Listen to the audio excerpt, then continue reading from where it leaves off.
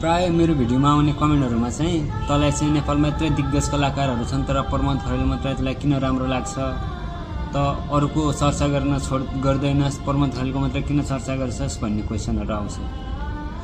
पहिला त म संगीत भन्ने शब्दलाई नै सम्मान गर्छु।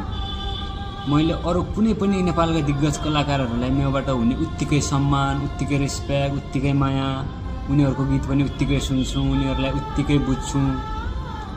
म कसैको पनि कुनै कलाकारसँग पनि कम्पेरिजन गर्न सक्दैन त्यो राम्रो यो नराम्रो भनेर त्यस्तो मबाट कहिले पनि हुँदैन र हुने पनि छैन।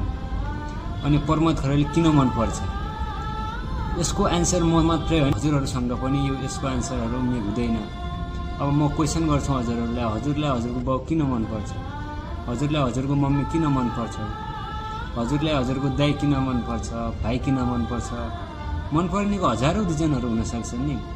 बरु कोही मन परेन भने त्यो मान्छेले त्यो काम गरेको थियो त्यही भएर मलाई त्यो मान्छे मन पर्दैन भन्न सकिन्छ। मन पर्नुको त हजारौं कारणहरु छन् नि। प्रमोद खरेल मलाई किन मन पर्छ भने उसको व्यक्तित्व मन पर्छ उसको गायकी मन पर्छ उनले आफूलाई प्रेजेन्ट गर्ने तरिकाहरु मन पर्छ कुन ठाउँमा कतिको बोल्ने के बोल्ने र कस्तो बोल्ने भन्ने कुराहरु उले जानेर बुझेर सोचेर बोल्छ त्यो मन पर्छ। अनि भोइसमा पनि मैले लामो समयदेखि फलो गर्दै आएको छु। अनि भोइस अफ नेपालमा पनि आफूलाई कतिको प्रेजेन्ट गर्ने आफ्नो ट्यालेन्टहरुलाई कसरी देखाउने के कुरामा चाहिँ सुधार गर्ने भन्ने कुराहरु फलो गरेर आउँछु मैले चाहिँ।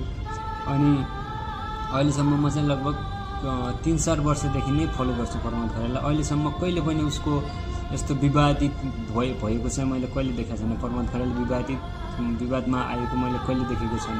यो कुरा मन पर्छ। अनि प्रमोद खरेलको सबैभन्दा बेस्ट लाग्ने कुरा भनेको चाहिँ नयाँ चीज दिने क्या।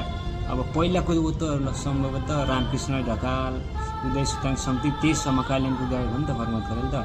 र त्यो बेलाको जेनेरेसनदेखि अहिलेको जेनेरेसनसम्मलाई कसले कस्तो खाली गीत खोजिरहेको छ कस्तो खाली सृजना खोजिरहेको छ मैले के दिन सक्छु भन्ने कुरा नयाँ चीज खोज गर्ने कुरा चाहिँ मन पर्छ।